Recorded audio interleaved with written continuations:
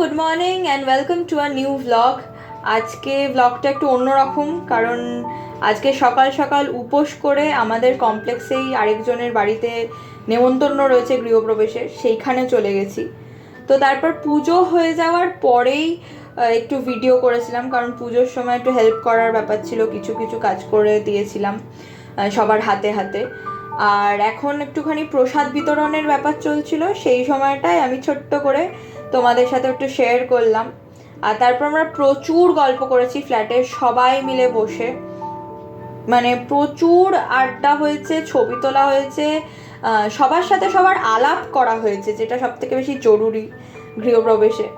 তারপরে এই হচ্ছে ওনার দুই মেয়ে, আন্টি আঙ্কেলের যাদের ফ্ল্যাট। এখানে রয়েছে পাড়ার অনেকেই, তবে অনেকেই মিসিং।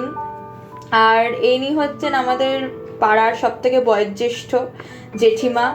আর তারপরে সবাই আমাকেও বলছিল যে একটা সেলফি তুলে নিতে, তো সেটা তুলে আমরা লাঞ্চে চলে এসেছিলাম। লাঞ্চে ঝরঝরে সুন্দর কাজু কিশমিশ দিয়ে পোলাও হয়েছিল, তার সাথে আলুর দম হয়েছিল, আলুর দমটা দারুণ হয়েছিল।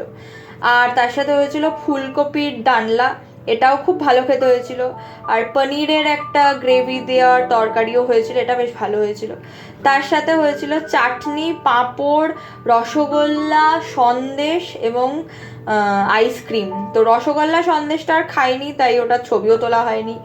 আর রাত্রিবেলা মায়ের এক বন্ধু এসেছিল, আমার মাসি বলা যায়, তো তার জন্য পরোটা বানিয়েছিলাম আর ছানার কোপ্তাকারি বানিয়েছিলাম।